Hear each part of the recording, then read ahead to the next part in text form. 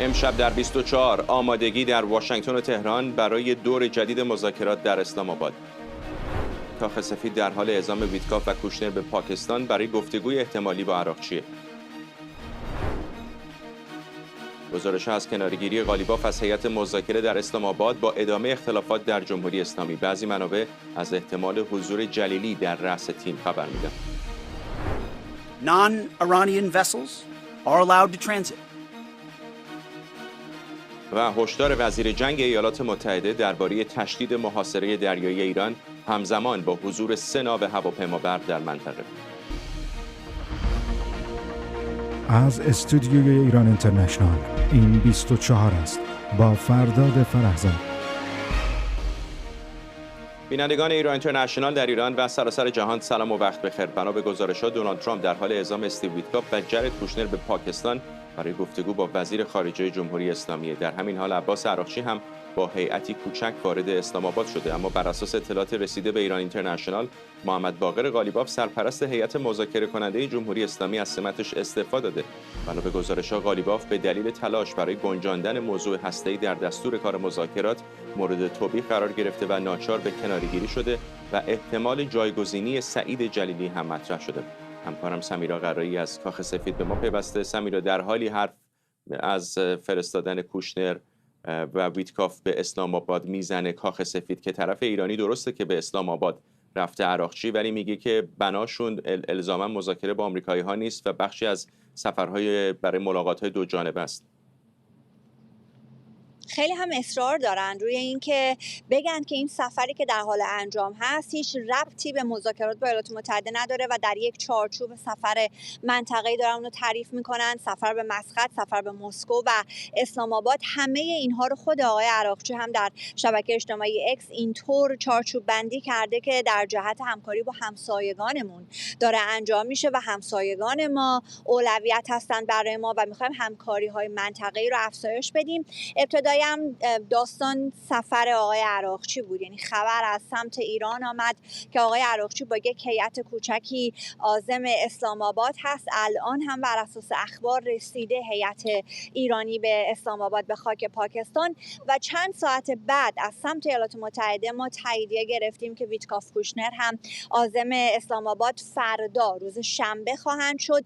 خانم لویت آمد یک ساعت پیش اینجا در جمع خبرنگاران صحبت کرد. آخرین صحبتی است که فرداد داره در جمع خبرنگاران انجام میده. خانم لویت از هفته دیگه میره به مرخصی زایمان و احتمالاً یه چند ماهی نخواهد بود و در رابطه با سفر کوشنر ویتکاف خودش اعلام رسمی کرد. قبلش CNN و اکسیوس این خبر رو به نقل از منابع آگاه داده بودن، ولی خود خانم لویت گفت که طرف ایرانی با آقای ترامپ تماس گرفته و گفتند که مایل هستند که صحبت بکنن. به همین خاطر آقای ترامپ آقایان ویتکاف و کوشنر رو عازم کرده به اسلام آباد برن اونجا صحبت‌ها رو ادامه بدن. قرار هست که رئیس دفتر آقای ونس هم شرکت بکنه و تیم‌هایی از دفتر معاونت ریاست جمهوری، ولی خود آقای ونس سفر نخواهد کرد.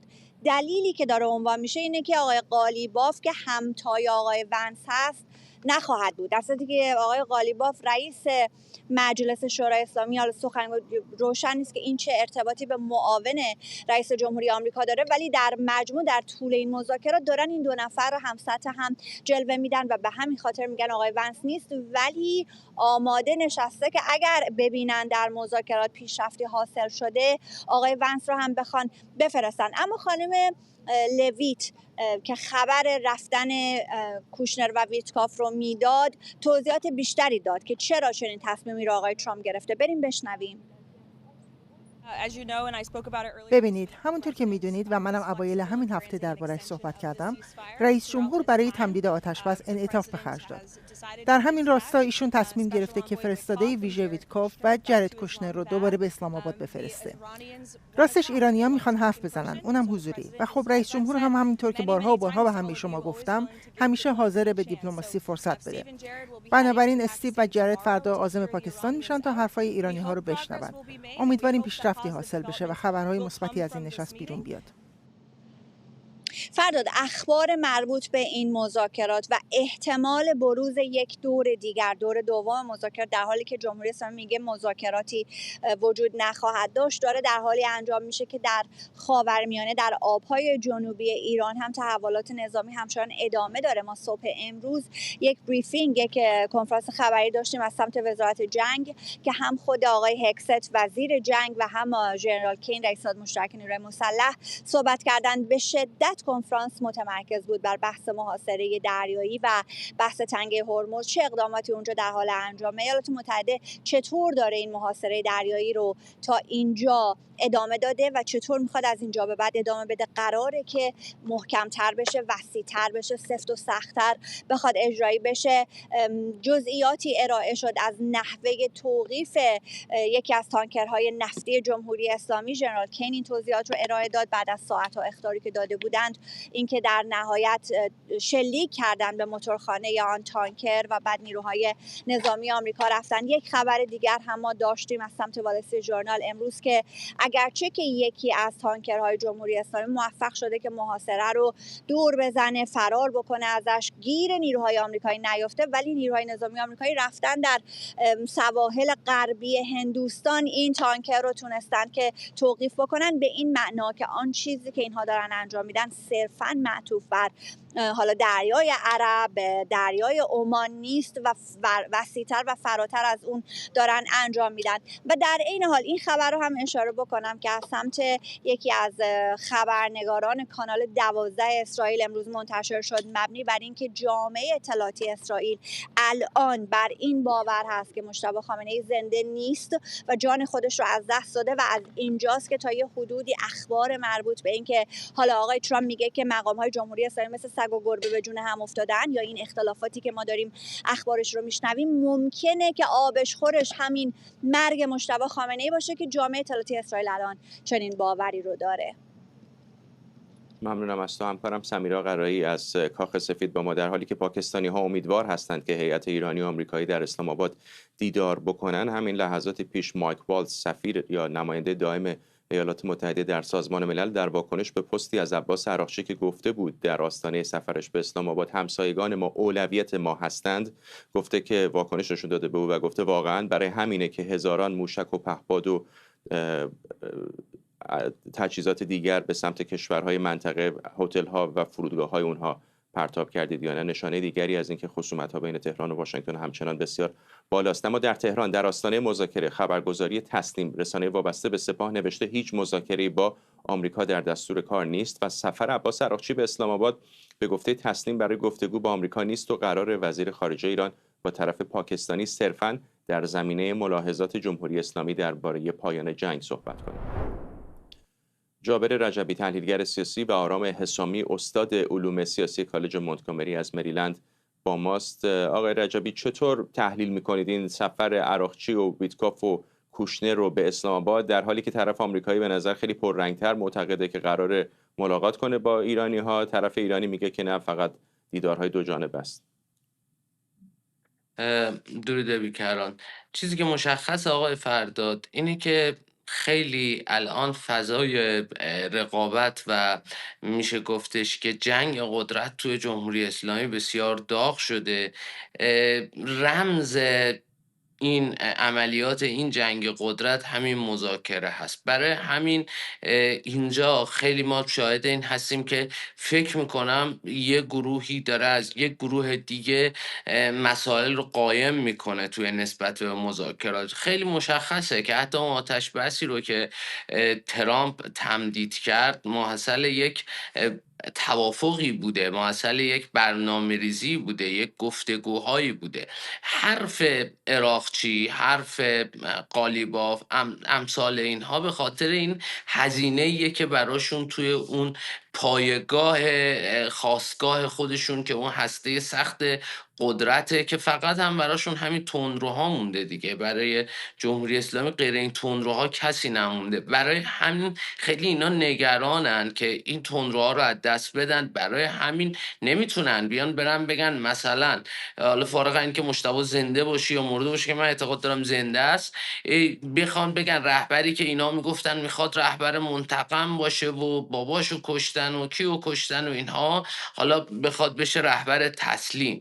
برای همین و الانم باید یکی این مسئولیت رو به نظرم مجتبی خامنه‌ای یا اون گروهی که داره حکومت میکنه دنبال اینه که این رو بندازه گردن یه کسی و این مسئولیت تسلیم رو نپذیره. برای همین میبینیم که مثلا عراقچی تکذیب میکنه، اون یکی میاد و حتی شنیدیم دیگه که قالیباف میخواد پاش رو بکشه به کنار، چون همه اینها ربط به این داره که غیر اینی که حالا این اتفاقات میتونه آینده جمهوری اسلامی رو رقم بزنه، اما به نظر اون چیزی که قبلا مثلا برای اونها یک کشتی بود که این کشتی اگه غرق شه همشون غرق میشن و یک مصلحت جمعی رو عموما نگاه میکردن، الان یه مقداری مصالح شخصیشون هم پررنگتر شده. یعنی هر کسی الان نگران آینده خودشه، از یه طرف میخواد یک چراغ هر گروهی ها مشخصه، حتی اون تندروهاشون هم من اعتقاد دارم که تلاش میکنن که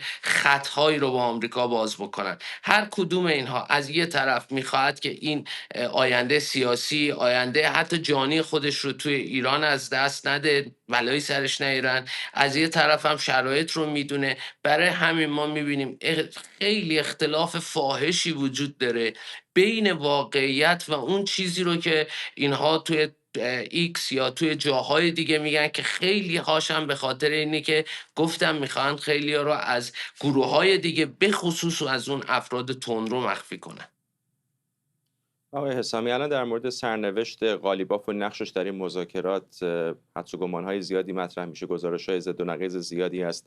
ایمان شمسایی رئیس مرکز ارتباطات مجلس در واکنش به استعفای قالیباف گفته محمد باقر قالیباف استعفا نداده و با جدیت مشغول فعالیتاش، شایعات با هدف تشویش اذهان عمومی منتشر شده. با فرض اینکه واقعا قالیباف رو کنار گذاشته باشند از مذاکرات، آیا مذاکراتی که با قالیباف به نتیجه نرسید با کس دیگر تندروتری مثل جلیلی میتونه به نتیجه برسه؟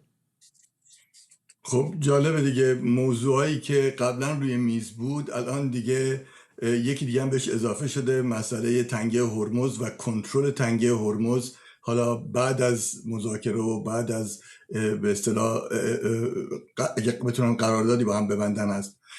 ببینید من اینو اینجوری نمیبینم، من اینو اینجوری میبینم که مثلا شما میتونید راجع به نرفتن جیدی ونس هم همین صحبت ها رو بکنید و اختلافاتی که ممکنه تو خود ادمنستریشن ترامپ باشه راجع به مسئله جنگ یا صلح یا مواردی که مورد بحث هست. آخه حرفتون رو قطع میکنم، رفتن جیدی ونس پروتکل داره دیگه، نمیتونه بره با عراقچی ملاقات بکنه که باید کسی در قد و اندازه مجلس ایران میره. نه منظورم فقط عوض شدن افراد یا خواندنی که مثلا اون موقع چرا جیدی ونس رو اضافه کردن، مثلا اعتماد به ویتکاف یا به کوشنر نبود. من مسئله اینکه اختلاف ممکنه باشه و هست شکی نیست. ببینید اختلاف راجع به رویکرد جمهوری اسلامی با راجع به غرب از اول انقلاب، از بازرگان تا رفسنجانی تا خاتمی تا رفسنجانی بعد از جنگ دوباره و بعد همونجور که میدونید روحانی و غیره وجود داشته و وجود داره، تقابل یا تعامل با غرب.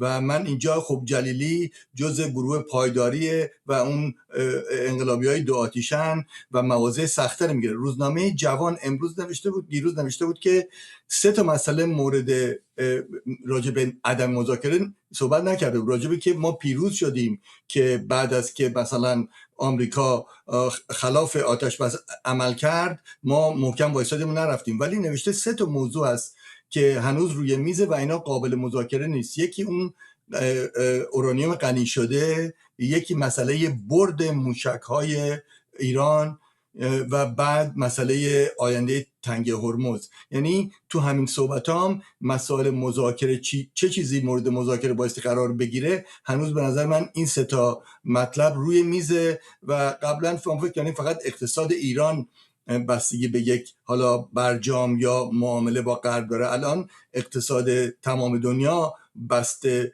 به باز شدن تنگه هرمزه. من اینا رو هیچ چیز غیر عادی نمیبینم و اینکه آیا اختلاف هم هست، ولی اینکه آیا آمدن جلیلی یک نشانه ای است که در واقع اونایی که تقابل با غرب رو بیشتر مد نظر دارن ولی هاردلاینرن، اونایی که انقلابیای دو آتیشن، ممکنه دست بالا رو الان داشته باشن اونجا.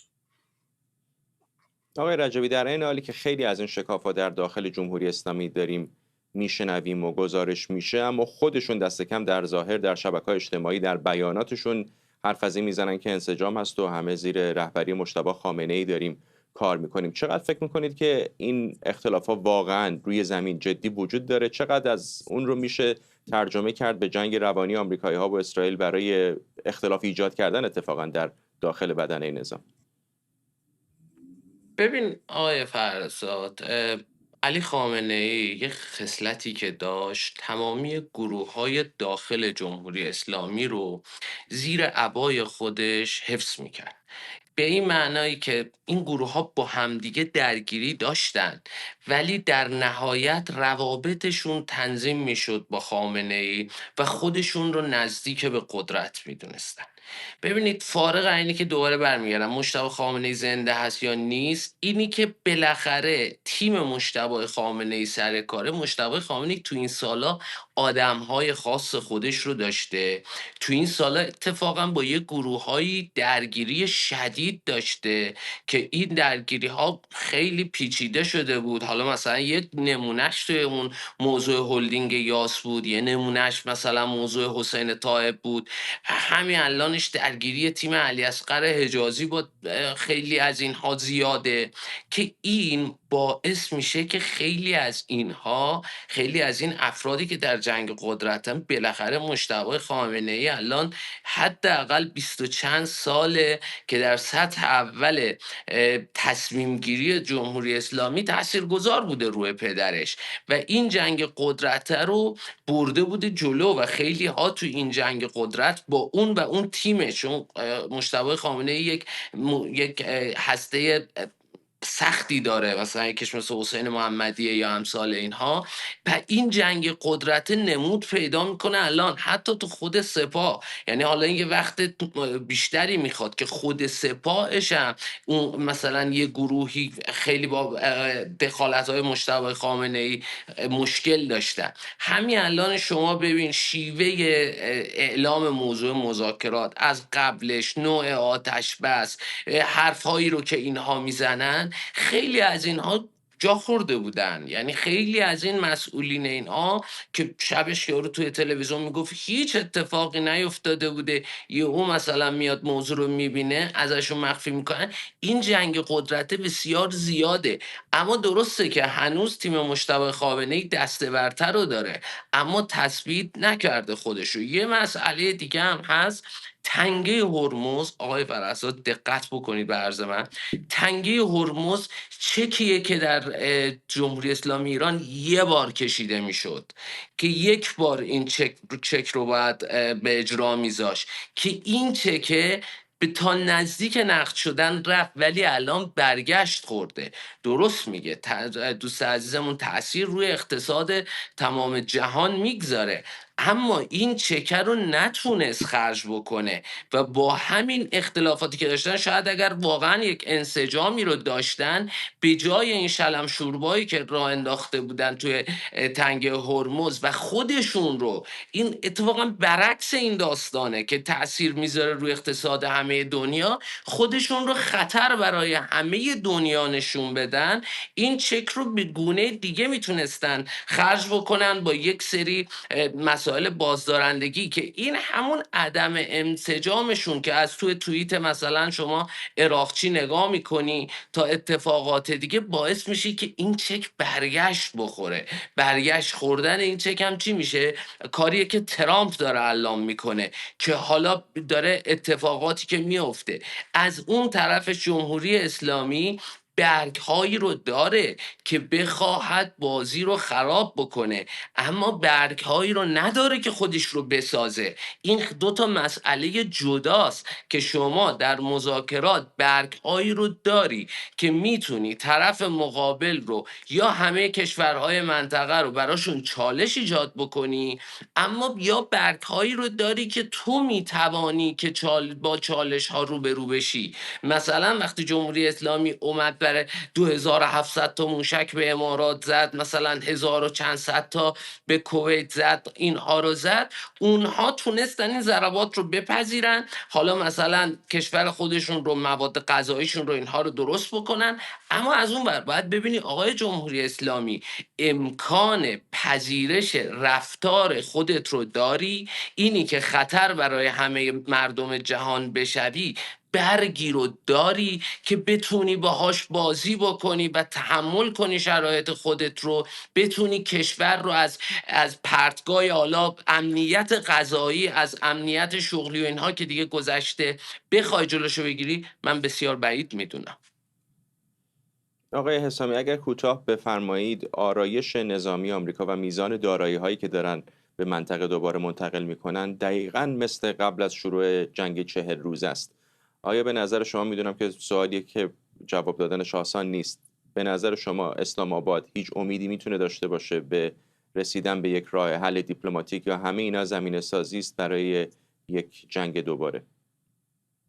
ببینید، حتی اگه جنگ دوباره هم بشه، شما راهکار سیاسی لازم دارید، چه در کوتاه مدت چه در بلند مدت. الان همه از این صحبت میکنن.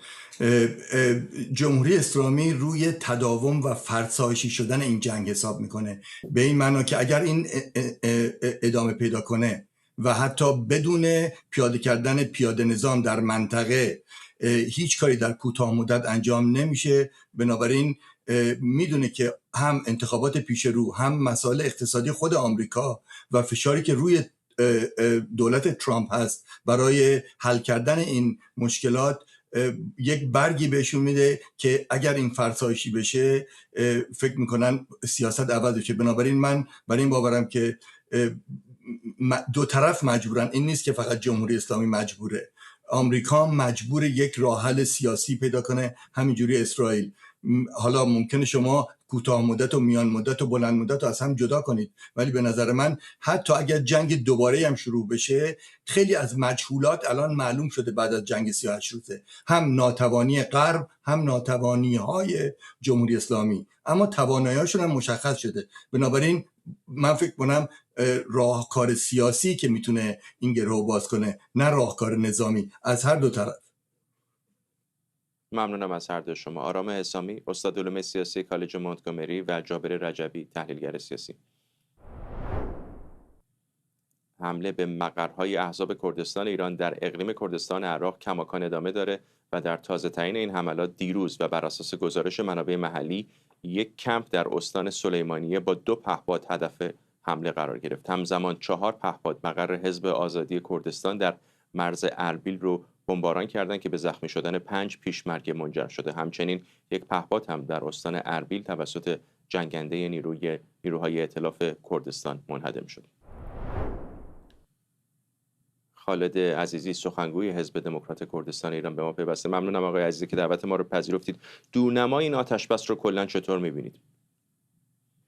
دورنمای این آتش‌بس حقیقتش این کاملا نامشخص و بخشاً مبهم هست. چرا این جنگ تبدیل به یک جنگ فرسایشی شده و به موازات این جنگ فرسایشی آتش‌بس هم فرسایشی است و طبیعتاً هر دو بخش این قضیه، هم ایالات متحده آمریکا و هم جمهوری اسلامی، به شیوهی در راهکار عملی و میدانی ادامه جنگ و چگونگی رسیدن به یک توافق خودشونو در بنبست می‌بینن. ولی آمریکا و جمهوری اسلامی در شرایط کاملا مشابه هم قرار ندارن. این جمهوری اسلامی هست که در کل این پروسه ضربه پذیر هست و صرف نظر از نقطه خروجی مذاکرات فعلی یا آتش‌بس یا جنگ، من فکر میکنم در آینده دوباره این جمهوری اسلامی خواهد بود که بازنده اصلی این جنگ فرسایشی، این مذاکرات فرسایشی و این توافق و آتش‌بس فرسایشی خواهد شد. اگر جنگ دوباره از سر گرفته بشه و ادامه پیدا بکنه، آیا نقشی، جایگاهی برای احزاب کرد از جمله حزب خودتون، حزب دموکرات کردستان ایران، در چنین رویارویی می‌بینید؟ هرچند ما بخشی از جنگ آمریکا و اسرائیل با جمهوری اسلامی نبودیم، مبارزات مردم کردستان علیه نظام جمهوری اسلامی بعد از انقلاب اسلامی ایران همیشه وجود داشته و مردم کرد در کردستان ایران بالعموم و حزب دموکرات کردستان ایران مشخصاً در مبارزه بودند و کل مسئله کردستان و مسئله دموکراسی در ایران، چگونگی استقرار دموکراسی و گذر از نظام جمهوری اسلامی، از بین رفتن این نظام نبایستی صرفاً در گروه اختلافات ایران با آمریکا و اسرائیل یا چگونگی تعامل جمهوری اسلامی با جامعه بین الملل دید. چرا؟ چون هم آمریکا، هم اسرائیل، هم جامعه بین الملل در چگونگی تنظیم روابطشون با جمهوری اسلامی، چه در شرایط جنگی، چه در شرایط صلح، چه در شرایط گفتگو و مذاکره، به دنبال منافع خودشون هستند. ما هم به عنوان حزب دموکرات کردستان ایران و مردم کردستان ایران و تمام مردم ایران که متاسفانه حالا در کل این پروسه تا اندازه بسیار زیادی جایشون دیده نمیشه، یعنی غایب هستن به علت اینکه ما هنوز یه الटरनेटिवی که جایگزین نظام جمهوری اسلامی باشه متاسفانه نداریم، ولی جنگ ما یا مبارزه ما علیه نظام جمهوری اسلامی تابع از این توافقات یا چگونگی آینده نقطه خروج این جنگ نخواهد بود. در میانه جنگ آقای عزیزی، آقای ترامپ یک حرفی زد که بسیار واکنش برانگیز شد، به خصوص در بین ایرانیان. گفت من سلاح‌هایی رو به کردها دادم ولی اونها به مردم نرسوندن. آیا شما در هیچ ظرفیتی هیچ اطلاعاتی دارید که آیا این سلاح‌ها به کردها داده شده بود؟ به کدام کردها داده شده بود؟ آیا در سمت عراق بود، در سمت ایران بود؟ به دست چه کسی رسید؟ حداقل تا اونجایی که به حزب دموکرات کردستان ایران مربوط هست حقیقت نداره. ما هیچ اسلحه‌ای رو از آمریکا دریافت نکردیم و سخنان آقای ترامپ هم متاسفانه بسیار مبهم و کلی بود. در منطقه بخش‌های مختلف کردستان وجود دارند، احزاب مختلف کردستان وجود دارند.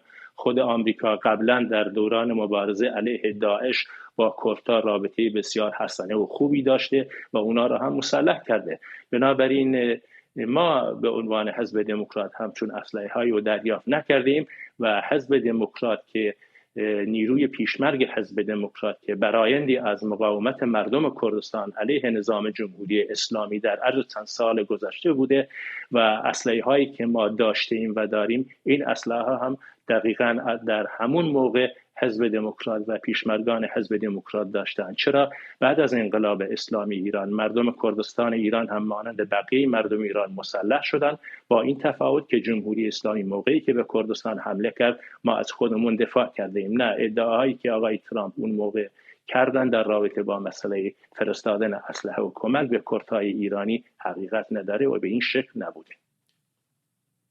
آقای عزیزی، به نظر میرسه که در جریان جنگ احزاب کرد در دست کم زمینه نظامی خویشتن‌داری به هر دلیلی از خودشون نشون دادن.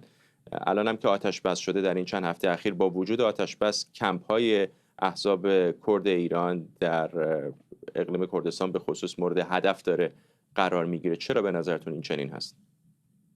این حملات هم ابتدا به ساکن نبوده. قبل از جنگ آمریکا و اسرائیل با جمهوری اسلامی هم جمهوری اسلامی هر وقت خودش رو در فشار میدید از طرف مردم کردستان یا در داخل ایران مبارزات مردم ایران به اوج خودش میرسید، سعی میکرد با حمله به کردستان، با حمله به نیروهای کرد، با حمله موشکی به مقرات رهبری حزب دموکرات و کمپای پناهندگان کرد ایرانی در عراق افکار عمومی مردم ایران رو به انحراف بکشونه. من فکر میکنم وضع فعلی هم دقیقاً ادامه همون سیاست قبلی هست. چرا در جریان این مذاکراتی هم که حالا با آمریکا دارن به قول خودشان یا اینکه آتش بس وجود داره، جمهوری اسلامی هنوزم به کمپای پناهندگان کرد ایرانی و مقرات احزاب کرد ایرانی حمله میکنه. اهدافش اینه که در بعد از تموم شدن جنگ در چگونگی روابطشون با عراق یه موقعیتی پیدا بکنن که فشار رو عراق وارد بکنن که این مناطق یا کردستان عراق در امنیت قرار نگیره و جمهوری اسلامی کما فی السابق از کردهای ایران و از اینکه احزاب کردی متحد هستند و کردستان ایران در موقعیت خوب مقابله با جمهوری اسلامی و در احتمالات آینده چگونگی ادامه جنگ دوباره پتانسیل و ظرفیتی اینو دارن که بتونن علیه جمهوری اسلامی از خودشون دفاع بکنن. من فکر میکنم یه پاکیجیه که جمهوری اسلامی اینو دنبال میکنه که در آینده تموم شدن جنگ یا در آینده احتمال توافقات خودشون با آمریکا بتونن از کردها انتقام بگیرن و از احزاب کردستانی هم با حمله کردن به اونا رو در موقعیت بدتری قرار بدن. سیاستی که من فکر میکنم به این آسونی براشون عملی نیست، چون احزاب کردستانی و مخصوصا حزب دموکرات کردستان ریشه بسیار تاریخی و وسیع در میان مردم کردستان داره. ما در گذشته هم هدف حملات موشکی جمهوری اسلامی بوده ایم. کردستان ایران هم هدف حملات نیروهای امنیتی جمهوری اسلامی بوده و کردستان ایران رو همیشه تبدیل به زون امنیتی کردن، ولی مبارزات ما ادامه داشته و در آینده هم صرف نظر از هر نقطه خروجی مذاکرات آمریکا با ایران، آتش بس آمریکا و ایران یا جنگ آمریکا با ایران، این مبارزات ادامه خواهد داشت و سیاست ما اینه که این مبارزات با همکاری و هماهنگی تمام مردم ایران و سازمان‌ها و احزاب ایرانی علیه نظام جمهوری اسلامی کما فی السابق ادامه داشته باشه. ممنونم از شما. خالد عزیزی، سخنگوی حزب دموکرات کردستان ایران. فرماندهی مرکزی ایالات متحده سنتکام اعلام کرده برای نخستین بار در چند دهه گذشته 3 ناو هواپیمابر این کشور به طور همزمان در خاورمیانه مستقر شدند. به گفته سنتکام، ناوهای آبراهام لینکلن، جرالد و جورج اچ دبلیو بوش همراه با ناوهای پشتیبان در منطقه حضور دارند. بر اساس این گزارش، این 3 ناو مجموعاً دارای 200 جنگنده و 15,000 ملوان و تفنگدار دریایی هستند. در همین حال وزیر جنگ آمریکا ساعتی پیش گفت مقامات تهران یک فرصت تاریخی برای دستیابی به توافق دارند و اتلاف وقت به نفع اونها نیست. او هشدار داد ادامه و تشدید محاصره دریایی ایران در دستور کاره. پرزیدنت ترامپ قطعیت و قاطعیتش کاملا روشن شفافه. دوباره دیروز ایشون گفت که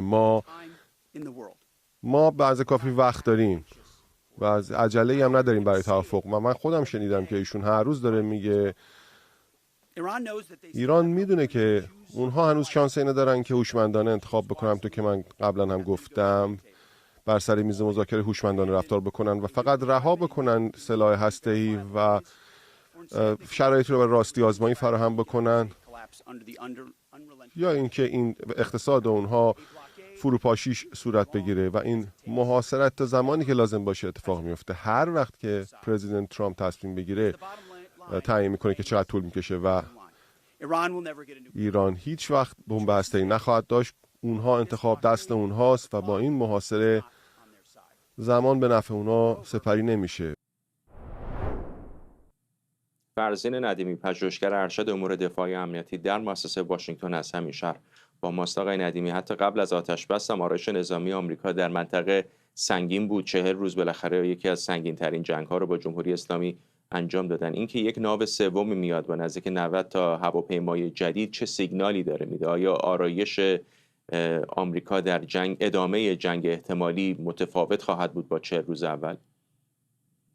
درود بر شما. البته 3 ناو هواپیمابر خیلی اهمیت داره. از سال 2003 که تهاجم نظامی همه جانبه آمریکا به عراق انجام شد، 3 ناو هواپیمابر در منطقه خاورمیانه نداشتیم. ولی اگه یادتون باشه هم واقعا این بحثا بود که اگر آمریکا میخواد واقعا یک عملیات جدی انجام بده با عمق عملیاتی زیاد و احیانا با یک بخش زمینی، لازم هستش که دست کم 3 ناو هواپیمابر، دست کم عرض کردم 3 ناو هواپیمابر در منطقه داشته باشه. و الان ما میبینیم که این آرزوی فرماندهان سنتکام بالاخره برآورده شده و پس از مدتی که به هر حال لازم بود برای یک سری آماده شدن ها و اون فرآیندهای معمول انجام بشه، مثلا ناو جورج دبلیو بوش قبلا بعد برای هر سیستمش، هر عملیاتش، هر قسمت این ناو باید سرتیفای بشه یا گواهینامه لازم رو برای اعزام به یه ماموریت طولانی دریافت بکنه و این کار معمولا بین 1 تا 2 ماه طول میکشه. و دیدیم خب نه همه زمان برد، بالاخره این کار انجام شد، جورج دبلیو بوش راهی شد، ناب لینکلن که از قبل در منطقه بوده و جرالد فورد هم که همیشه انتظار میرفت بالاخره از منطقه خارج بشه به خاطر اینکه مأموریتش خیلی طولانی شده بود. دیدیم که نه تنها مأموریتش به پایان نرسید که از کانال سوئز عبور کرد و اومده الان در دریای سرخ. یک مأموریت بسیار مهم بهش داده شده و اون هم مراقبت از ساحل دریای سرخ عربستان سعودی، به ویژه ترمینال نفتی ینبوع هست که الان تنها مرکز صادرات نفتی منطقه میشه گفت هست. و آقای ندیمی همینجا یه پرانتز باز بکنم، اگر اینقدر امن بود که جرالد فورد از دریای سرخ از مصر عبور بکنه، از کانال سوئز عبور بکنه بیاد به دریای سرخ، چرا اچ دبلیو بوش مسیر دیگری رو دنبال کرد، رفت جنوب آفریقا؟ خب امن از نظر عبور از تنگه کانال سوئز و ماندن در منطقه شمال دریای سرخ در شمال مرز دریای یمن هستش.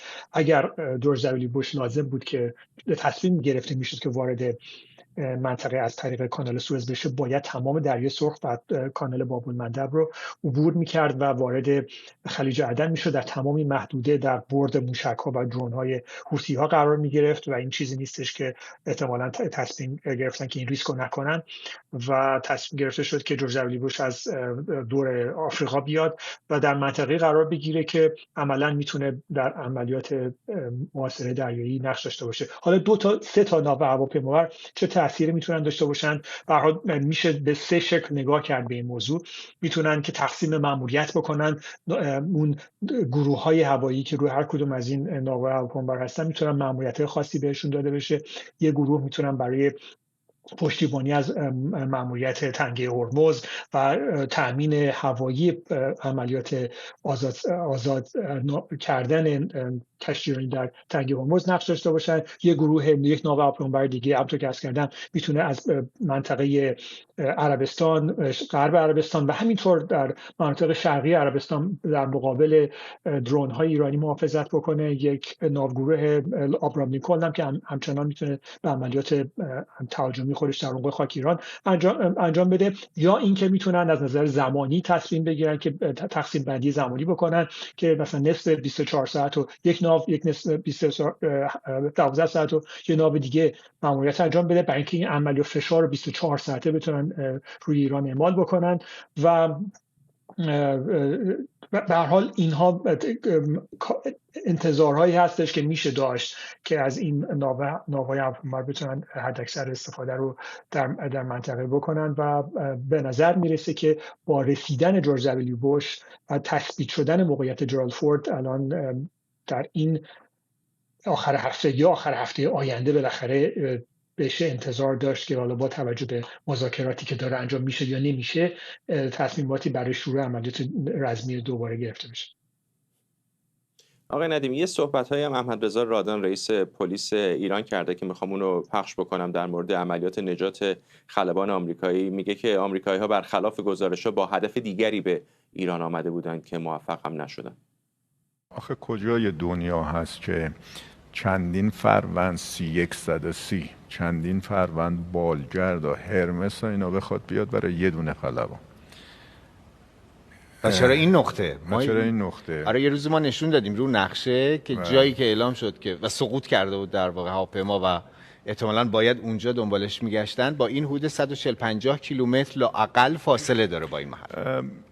من تعجب میکنم از تحلیلگرای نظامی آمریکا و اروپا، اونایی که این حرف رو میشنون و قبول میکنن که اینها اومدن با چندین فروند هواپیمای غول‌پیکر C-130 یا چندین فروند بالگرد و غیره بیان یه خلبان ببرن.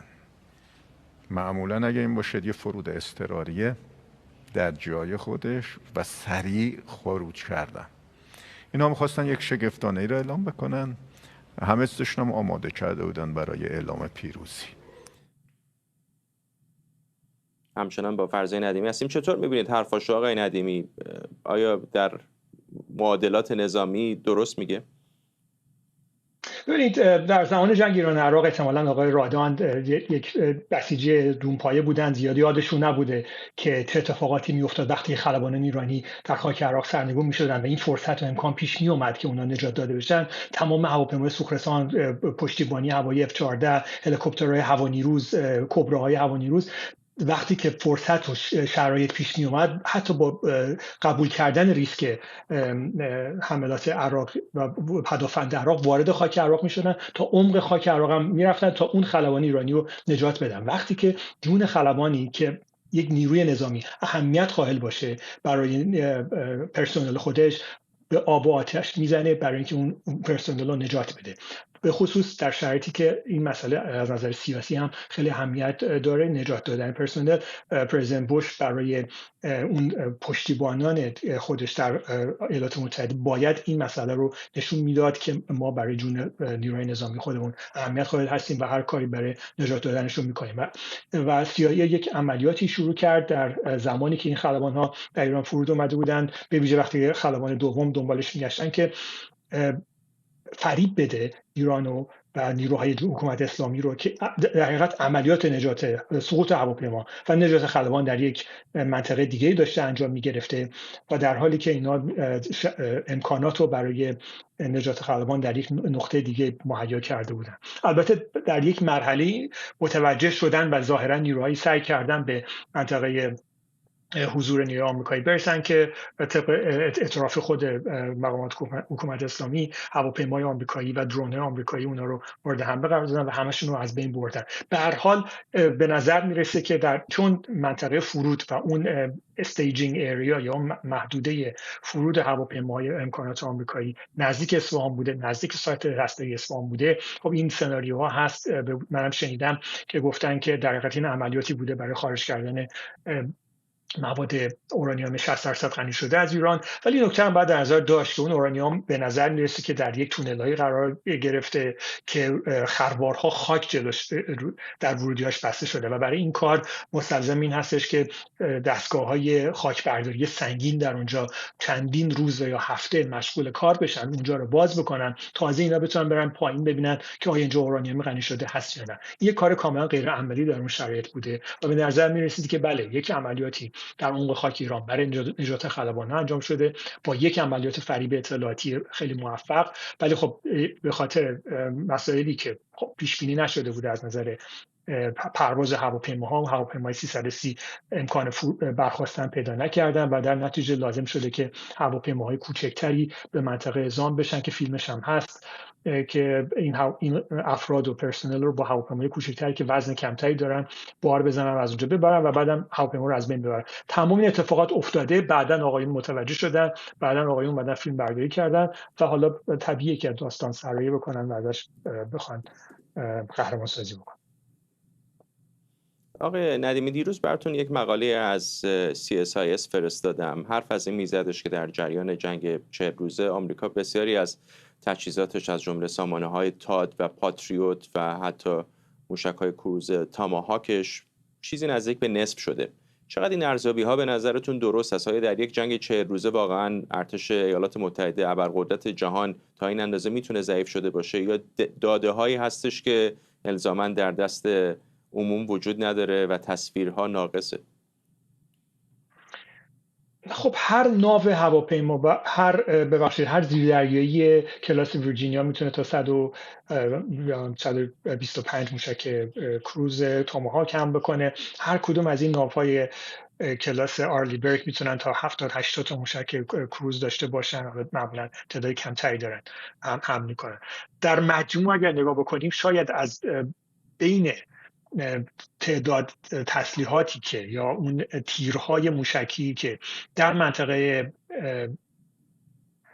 سنتکام در اختیار نیروهای آمریکایی بوده تعداد قابل توجهی مصرف شده. 1000 موشک توماهاک صحبتش هست، بین 1500 تا 2000 موشک پاتریوت پک 3 و همینطور تاد استفاده شده. بله، به نظر میرسه که با یک نرخ مصرف بالای این امکانات مورد استفاده قرار گرفته و طبیعتا موجودی آمریکا با توجه به اینکه تولید و بازیابی اونا سال‌ها زمان میبره از حد مورد نظر پایین‌تر اومده. به خصوص اگر قرار باشه که جنگی مثلا در پاسیفیک با چین اتفاق بیفته، ولی هنوز اونقدر نیستش که واقعا خطرناک و زنگ‌های خطر به صدا در بیاره و به نظر میرسه که با تسریع قراردادهایی که پنتاگون بسته با شرکت‌های سازنده تسلیحاتی این مسئله به زودی حل بشه. ممنونم از شما فرزین ندیم، ممنونم از شما و ممنونم که بیننده 24 بودید.